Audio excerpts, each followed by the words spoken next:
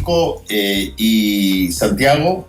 A mí me ha tocado conocer bastante al ministro Delgado, Rodrigo Delgado. Lo tuve de panelista en un programa que a raíz de la pandemia no pudo seguir, que era En la Barra, que básicamente mezclaba un panel conversacional basado en el fútbol y la política.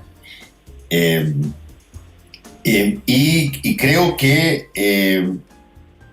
él por lo menos ha tratado de dar una señal, Rodrigo Delgado, de que no quiere perder la esencia alcaldicia de su contacto con la gente, con su contacto con el territorio. No sé qué tanto eso se puede lograr, para ser franco, no sé qué tanto eso se puede mantener, se puede lograr sin que se le encapsule en una mirada del Ejecutivo mucho más compartimentalizada, mucho más de burbuja, pero que la intención, por lo menos él lo ha manifestado, de no perder contacto con la realidad, repito, es efectivamente algo muy necesario en un ministro de Estado y particularmente en el ministro del Interior. Ahora, ese cargo se ha transformado en uno de los más frágiles de este gabinete de la segunda administración del presidente Piñera. Es el cuarto ministro del Interior en menos de 3 años, o 3 años y un poco más de gobierno.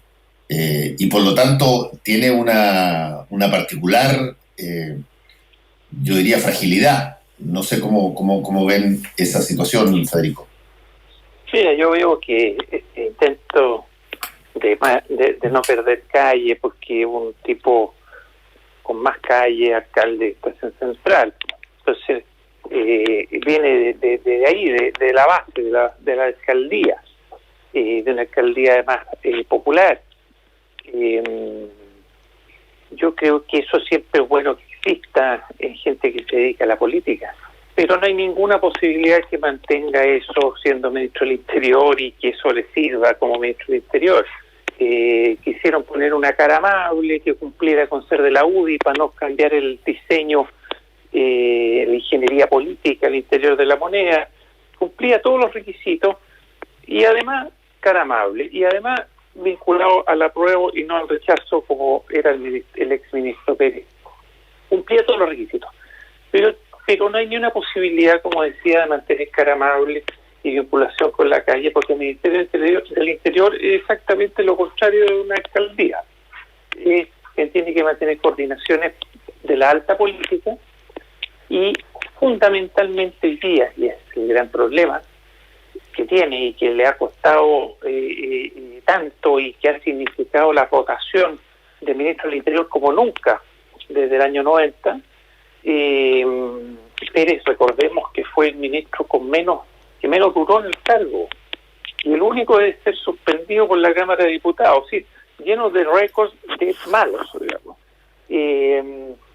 Porque el gran problema que tiene el Ministerio del Interior hoy es que no tiene control sobre la fuerza pública, no tiene el control de Carabineros. Entonces, ¿cuánto va a durar esto de Delgado? Hasta el próximo desmadre de Carabineros. A menos que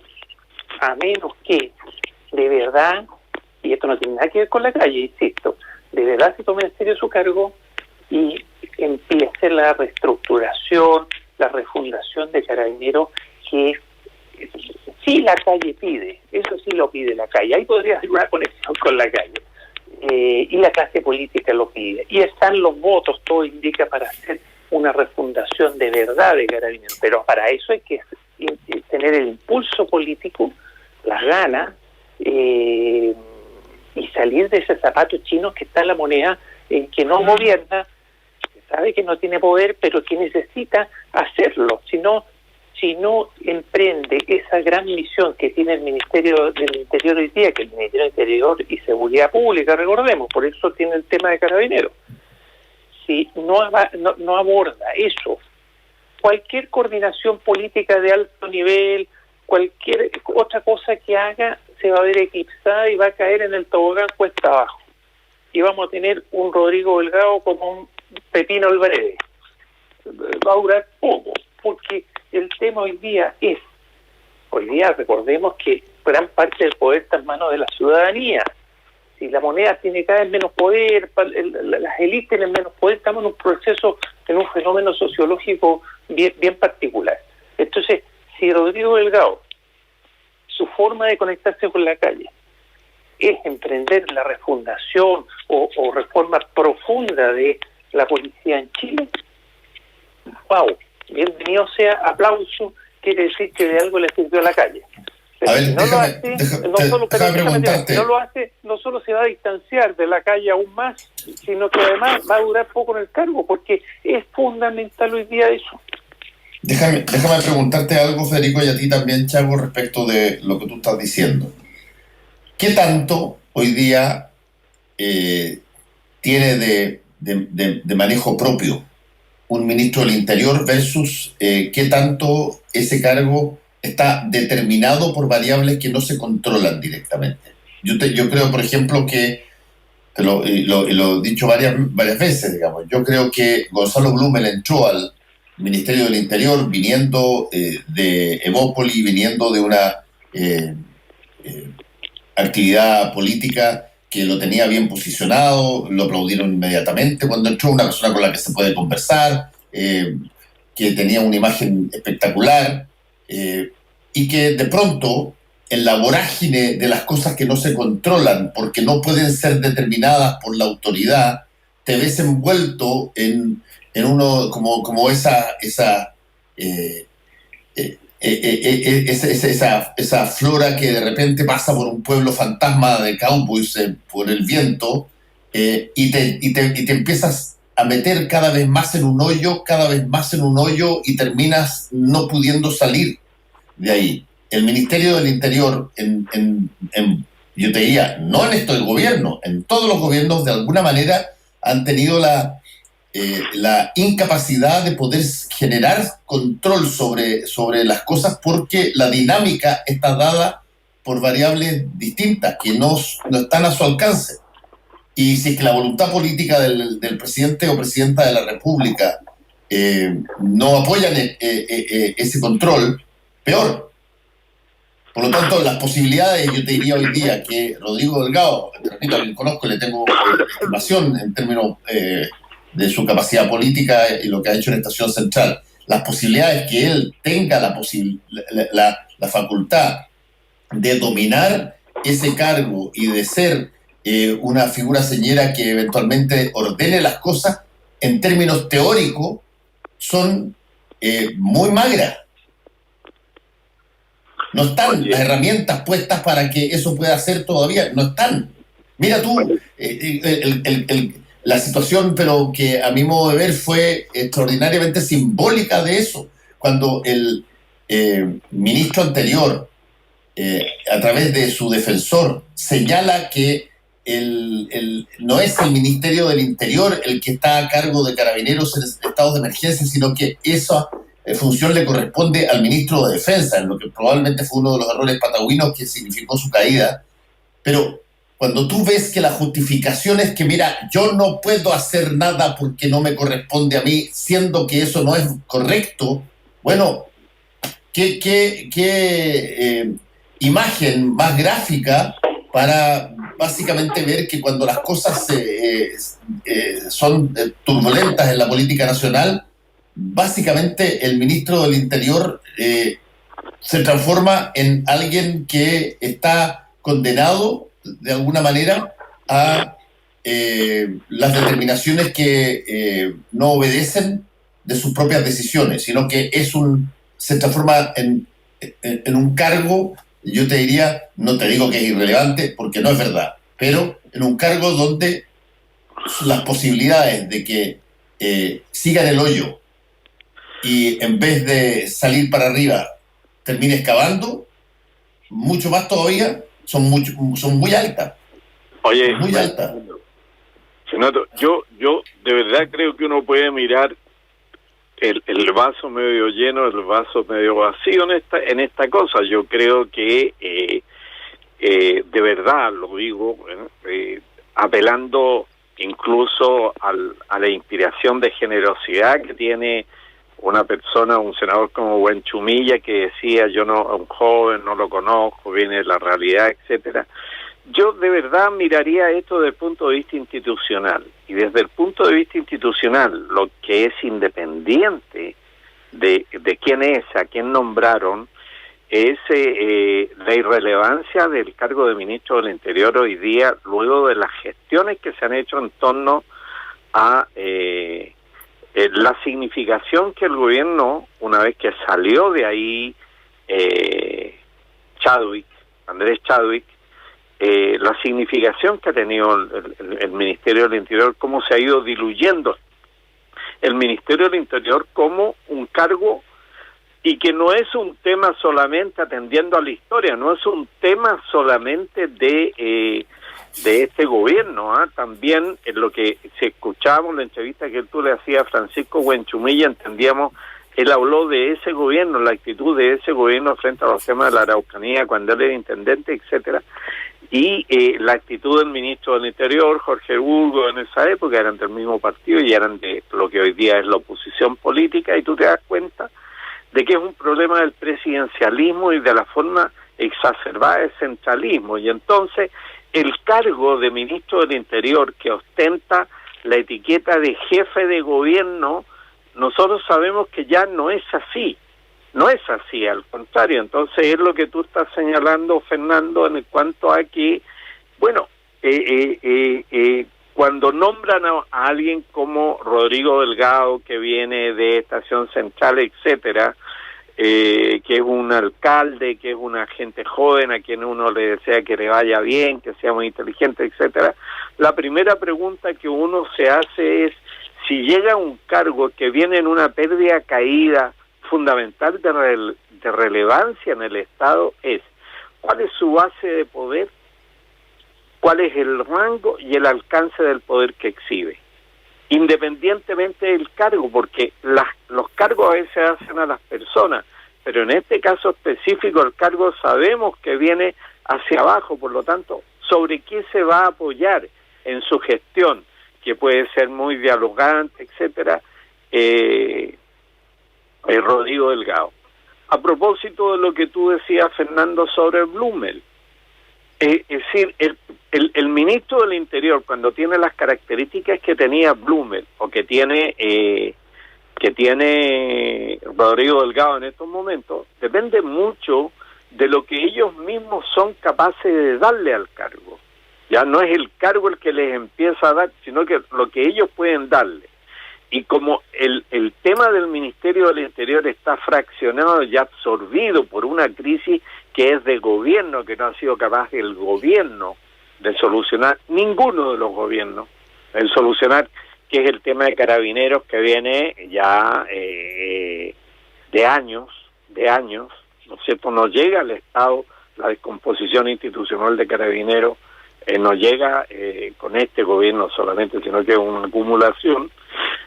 Yo la verdad es que creo que Rodrigo Delgado lo que hace es subrayar, con todo el respeto que me merece su persona, es subrayar la insignificancia de el Ministerio del Interior para la gestión de gobierno. Y eso me preocupa por lo siguiente, porque tiene otras tareas, además de dirigir el orden público, que es fundamental, porque tiene al frente un relacionamiento con una sociedad que queda o que debe ser muy ecuánime y muy austera en las decisiones y tener poder político fundado en las gestiones, además de las personas que ostentan los cargos, para dar buen curso al proceso constitucional. Entonces, no es una cosa menor. Entonces, yo creo que no es el momento de mirar, y lo digo como enseñanza para lo que viene desde el punto de vista de la Constitución. ¿Cuál va a ser el cargo realmente del jefe de gabinete o el jefe del equipo de gobierno en la nueva Constitución? Estamos viendo cómo se están diluyendo el sistema institucional, cómo el sistema institucional se está erosionando, y lo que tenemos que hacer es un esfuerzo, yo digo como país, ¿no?, colectivo, por sostener esto. Y entonces me parece que debiera la persona haber tenido más conocimiento, más peso, una base de poder más real que la que tiene que la que tiene Rodrigo Delgado, quien entra además con él. Yo conozco bien la zona, nací en la estación o cerca de la estación central, me crié y estudié en el Liceo Ruiz Tagle en mis primeros años escolares antes de ir al Liceo Munátegui, y te puedo decir, ¿no es cierto?, que la gestión de Rodrigo Delgado, y le he dicho aquí otras veces, es responsabilidad de los guetos verticales y el desorden de la ciudad en una de las partes más cercanas y más encimada sobre lo que es la estructura de la ciudad de Santiago. Entonces, tampoco es que sea un muy buen alcalde con los pies en la tierra, o sea, no estamos eligiendo al mejor de los alcaldes. Pero a mí, más que eso, lo que me interesa es básicamente qué le aporta, y yo creo que aporta mucho, por el contrario, no aporta mucho, y es una seña de la debilidad de un ministerio o de un sector que está en el centro de los problemas, como dijo Federico, de la gestión del país. Y yo no sé, ¿no es cierto?, él no lo vamos a ver, es decir, podemos ver una persona amable que dialoga, etcétera, etcétera, pero no tiene una base de poder para enfrentar las tareas que hay que enfrentar si la moneda no se calma. Entonces hay que preguntarle al Roulette y hay que preguntarle al presidente de la República. Hay que preguntarle el diseño de la roulette a esto. Bueno, ese es un buen punto. Ese es un buen punto. ¿Cuál es el diseño de esto? Porque se ve bastante irrelevante e insignificante la llegada del alcalde Delgado al Ministerio del Interior. Veamos. Hay que ver, dado sí. explicaciones. Oye, me quedan unos pocos minutos y hoy día falleció Nissim Charim, que fue probablemente uno de los representantes más, yo te diría, gráfico de lo que fue el teatro durante muchos años, y particularmente el teatro en dictadura con el ictus. A él se le conoció probablemente mucho más por ese spot televisivo del cómprate un auto perico.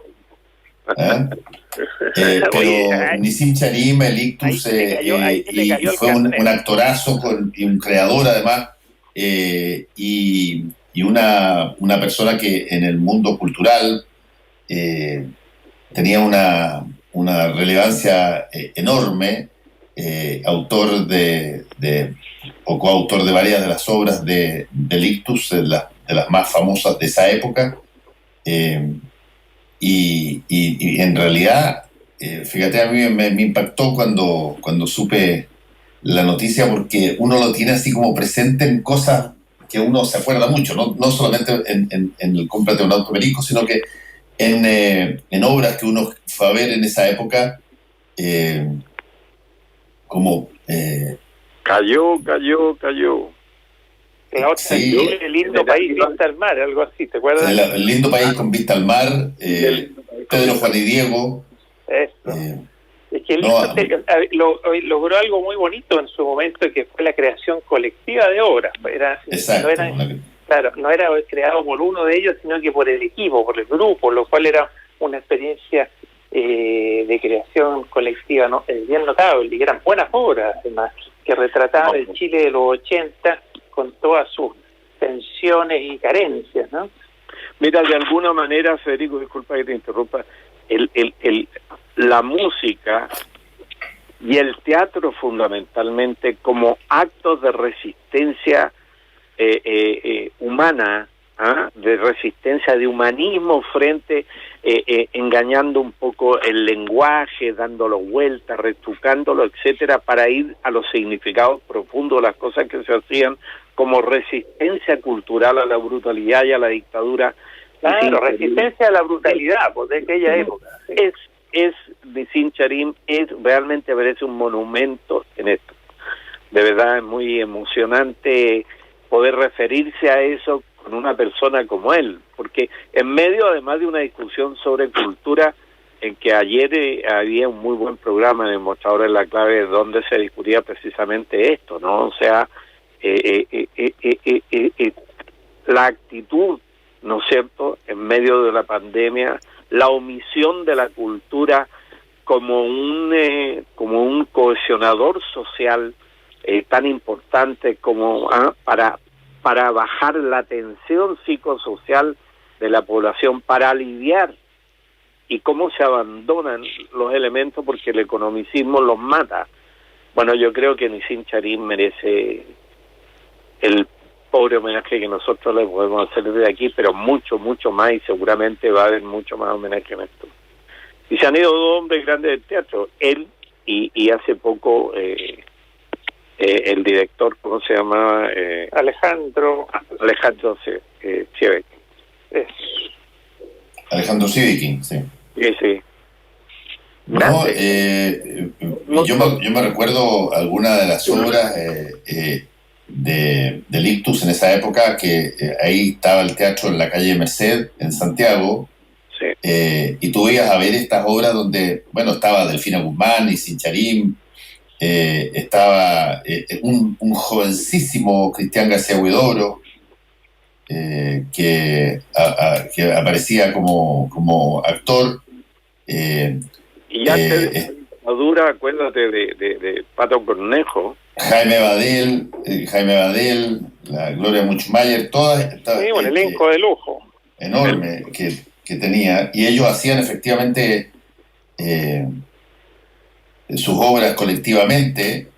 Y fíjate, tenían. Y no perdieron nunca, ni siquiera en dictadura, no perdieron nunca esa mordacidad de generar un vínculo con la ciudadanía sobre la base del humor político o el humor ácido social, que era raro de ver en ese momento. Sí, la resistencia además de Charim a hacerse actor de teleseries, ¿no? O sea, yo creo que debe haber tenido una aparición fugaz en alguna, no recuerdo en cuál, pero él lo declaró más de alguna vez: yo soy actor de teatro. Y entonces, de alguna manera, yo creo que él es muy interesante. Hay una falta, y yo diría, de análisis sobre la cultura profunda. Habrá que pedirle a gente como Antonio Gil o otros, ¿no es cierto?, que nos ilustren un poco más sobre esto y que se preocupen más de rebrotar estas explicaciones. Sí. Bueno, a ver, nos queda espacio para un tema más. Está discutiéndose el presupuesto del año 2021. El ministro Briones ayer hizo una cosa bastante, antes de ayer, una cosa, dijo, amenazó con suspender la tramitación de esto por rechazo a la partida del Tesoro Público, como dijo. El ministro Briones últimamente ha perdido buena parte de su imagen chora que tenía al principio, digamos, cuando planteó que si es que se discutía eventualmente el retiro del segundo 10% de las AFP, y se materializaba aquello, se retiraba la reforma de pensiones, que fue casi una amenaza bien jodida. Ahora también dijo que por razones estadísticas había pedido los nombres y los datos de quienes justamente habían retirado ese 10% de las pensiones, lo que es una cosa bien curiosa. ¿Para qué puede necesitarse identificar a quienes retiraron el 10% de la AFP por parte del gobierno central? Él dijo que, bueno, por razones estadísticas, pero y puede ser, pero parece curioso.